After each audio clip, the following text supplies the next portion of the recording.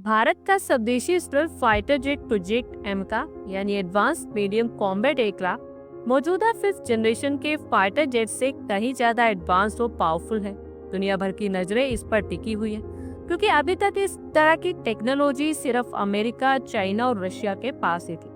और stealth technology की demand इसलिए भी बढ़ी है क्योंकि ये ऐसे एयरक्राफ्ट है जो दुश्मन के रडार को चकमा देने में सक्षम है।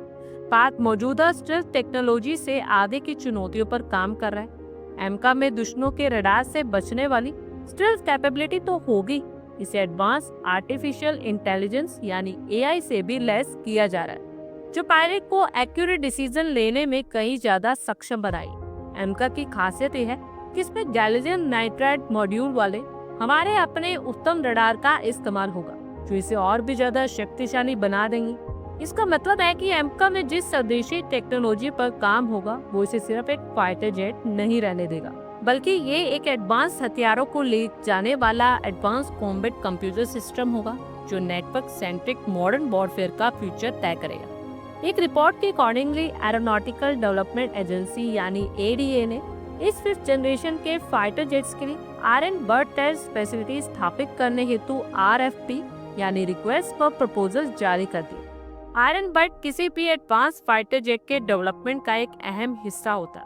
आयरन बर्ड मूल रूप से एयरक्राफ्ट का एक ऐसा सिस्टम है जिसे लैब में बनाया जाता है। इस फैसिलिटी में फाइटर जेट को वास्तविक उड़ान के रिस्क के बिना उसके हर एक सिस्टम जैसे ब्रेकिंग, स्टीयरिंग, फ्लैप कंट्रोल को बार बार परखा जाता है और ये तय किया जाता है कि एयरक्राफ्ट के इलेक्ट्रिक, हाइड्रोलिक और एवियोनिक्स जैसे सभी अलग अलग सिस्टम एक दूसरे के साथ पूरी तरह से तालमेल में काम करें। साथ ही फ्लाइट कंट्रोल सॉफ्टवेयर को फाइनल टच देने से पहले उसे आयरन बर्ड पर टेस्ट किया जाता है ताकि हवा में कोई बड़ी गलती ना हो। एमका के 5th जनरेशन की तकनीक और स्टेल्थ स्पेशलिटीज को देखते हुए आयरन बर्ड की इम्पोर्टेंस और भी ज्यादा बढ़ जाती है। आयरन बर्ड ये देखेगा कि एमका अपनी मुश्किल उड़ानों को सफलतापूर्वक पूरा कर सके। ये सुविधा भारत को अपने खुद के फ्लाइट कंट्रोल सिस्टम की जांच और उसे बेहतर बनाने की क्षमता देगा, जिससे विदेशी निर्भरता भी कम होगी। आरएफपी जारी होने के साथ ही एमका प्रोग्राम में प्रोटोटाइप के निर्माण की दिशा में एक ठोस कदम भी बढ़ा दिया। इस टेस्ट फैसिलिटी के तैयार होने के बाद ही एमका के पहले प्रोटोटाइप को अंतिम रूप दिया जाएगा। ये काम जल्दी ही स्टार्ट होने की उम्मीद है।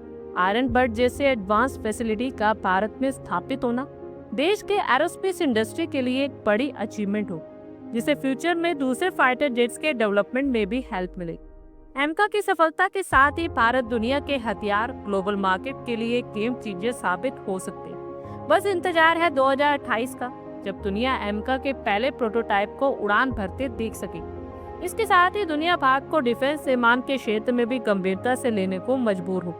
आप लोगों की क्या कुछ राय है कमेंट बॉक्स में शेयर करें। आई होप आपको हमारी ये वीडियो अच्छी लगी हो और आगे भी इसी तरह के अपडेट्स के लिए हमारे चैनल को जरूर सब्सक्राइब करें। धन्यवाद।